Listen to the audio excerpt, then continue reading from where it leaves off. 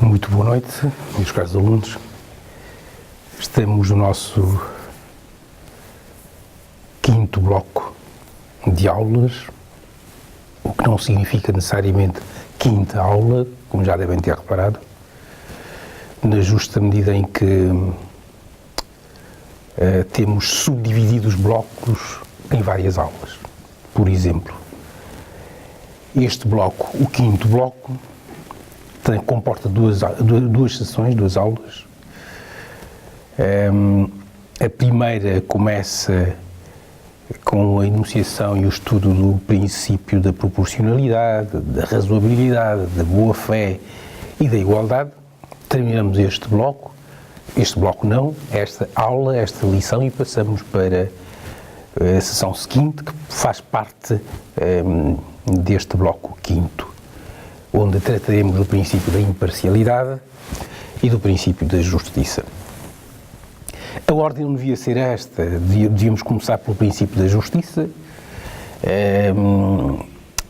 em segundo lugar da igualdade, em terceiro imparcialidade, em quarto lugar boa-fé, em quinto proporcionalidade e em último lugar razoabilidade.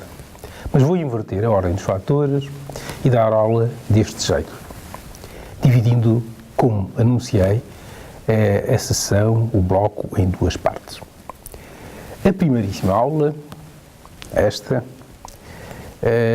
vai incidir, vai arrancar no princípio da proporcionalidade, algo que obtém positivação na Constituição Portuguesa, mas também no CPA, no Código de Procedimento Administrativo. Se lermos com atenção o teor do artigo 7º, também do artigo 266, número 2 da Constituição da República Portuguesa, perceberemos qual é o alcance deste princípio. Qual é o alcance do princípio da proporcionalidade? Veremos, nomeadamente, que se fala aqui da adequação dos fins aos fins prosseguidos. Adequação do comportamento da administração pública, adequação do comportamento da autoridade administrativa ao critério, ao princípio da proporcionalidade.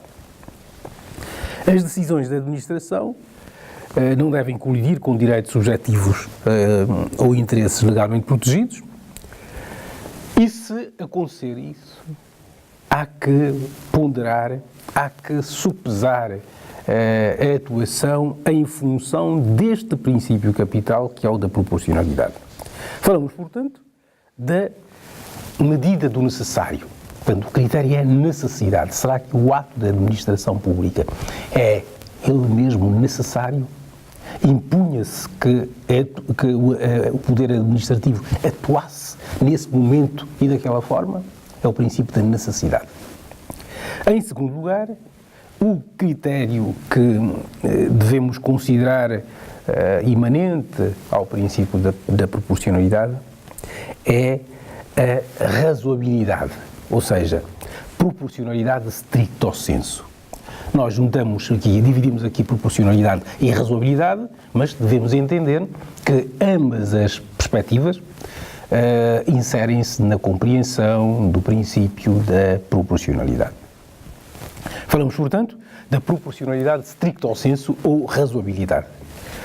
Atenção que este ponto, que é o da razoabilidade, desperta no legislador, leva-o a desdobrar-se também, ou desdobrar o tal conceito, em duas manifestações normativas no CPA. Já falamos do artigo 7º, mas também no artigo 8º fala-se explicitamente da razoabilidade. Quando se diz que o advérbio usado é manifestamente desrazoável, está-se mais uma vez a afirmar que o critério que afere, o critério aferidor da validade de um ato da administração pública deve ser o da razoabilidade. Temos, portanto, em segundo lugar, o princípio da razoabilidade, aqui afirmado.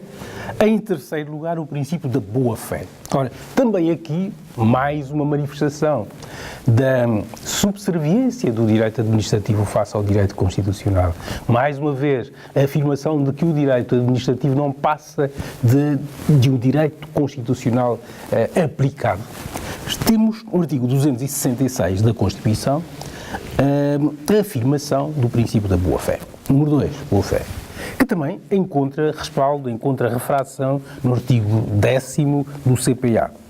Fala-se aqui do princípio da boa-fé, indicando que no exercício da sua atividade, a administração pública e os particulares devem relacionar-se segundo as regras de boa-fé. Regras de boa-fé.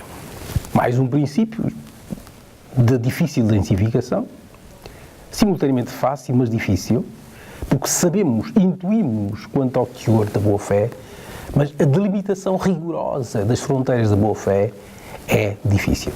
Apesar de tudo, tendo consagração constitucional, tendo consagração legal, é importante preocupar-nos um bocadinho com a sua densificação.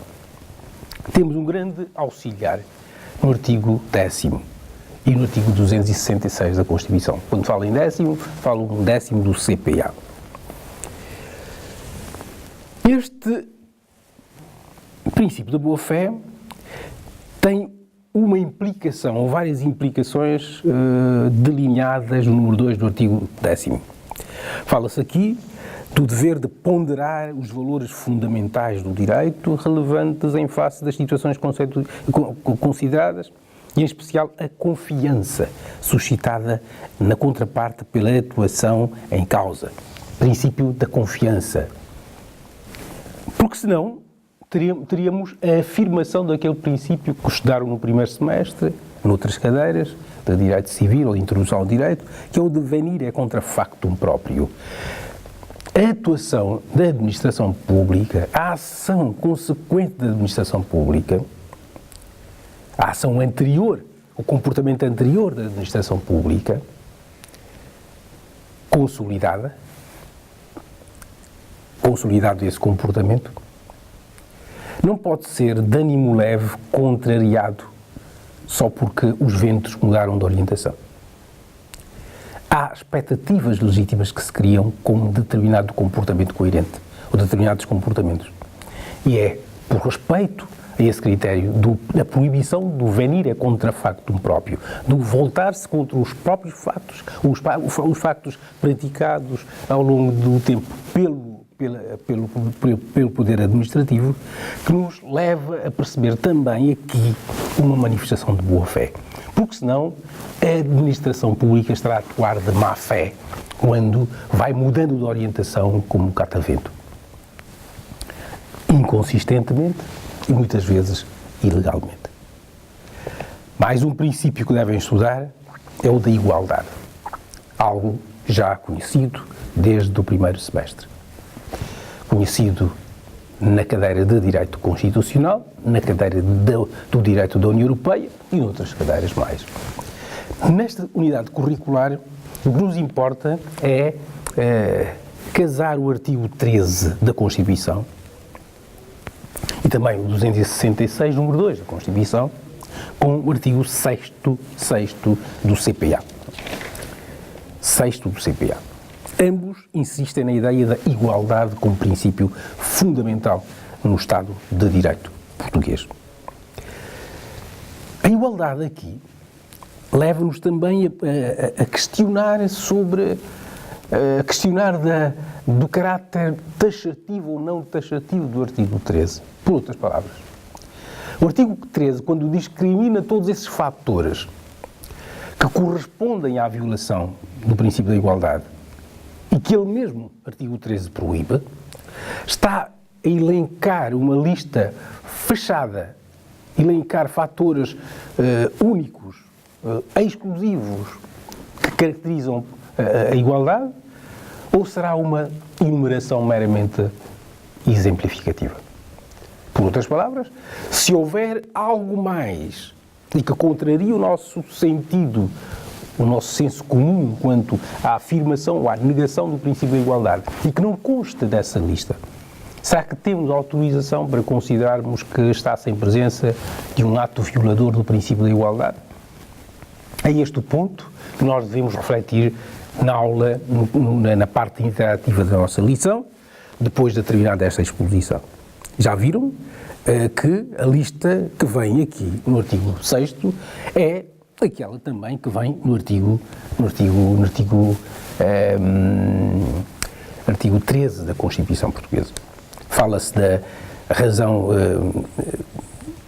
da não privação, de que ninguém pode ser privilegiado ou beneficiado ou prejudicado de qualquer direito, ou privado de qualquer direito, ou isento de qualquer dever, em razão da ascendência, sexo, raça, língua, território de origem, condição social, económica, etc, etc. Quero saber se esta lista é uma lista fechada ou podemos introduzir mais outras componentes que não foram previstas pelo legislador, quer constituinte, quer ordinário. E com isto, o primeiro bloco que nos vai ocupar nesta aula está apontado. E está apontado,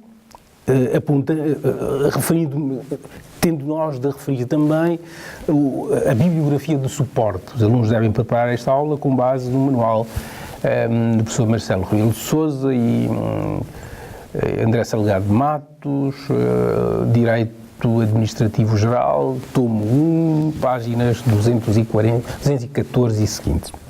Depois, não se esqueçam dos artigos do Código de Procedimento Administrativo. São os elementos que devem utilizar na preparação desta aula. Não se esqueçam que também, depois de cada aula, teremos a ocasião de debater um caso prático concernente ao tópico estudado. Posto isto, faço um intervalo para imediatamente a seguir debatermos estes pontos aqui apresentados, debatê-los no âmbito de um caso prático, ou de um questionário, ou de perguntas feitas pelos alunos a título de dúvidas. Temos, portanto, 4 princípios que nos vão ocupar nesta aula, desenvolvendo alguns aspectos teoréticos que não constam deste resumo. Não se esqueçam que este vídeo não passa de um vídeo resumo, anunciador do plano de aula, com os suportes que vamos introduzir na plataforma, mas o importante é que peguem neste vídeo, preparem a aula para depois as dúvidas que surgirem no âmbito da lição possam ser dúvidas compreensíveis, dúvidas que façam algum sentido, não o que se passa corriqueiramente, que é o de levantar questões só para ocupar o espaço. Quero dizer que, com o tempo disponível de preparação, os alunos têm a obrigação de se apresentarem à aula com dúvidas mais inteligentes, mais consistentes e opiniões já formadas. Estamos aqui depois do intervalo, em condições de aprofundar algo que não cabe neste resumo, tirar dúvidas que eventualmente surjam, ouvir os alunos quanto às opiniões que têm a respeito de todos os tópicos aqui alinhados e até já.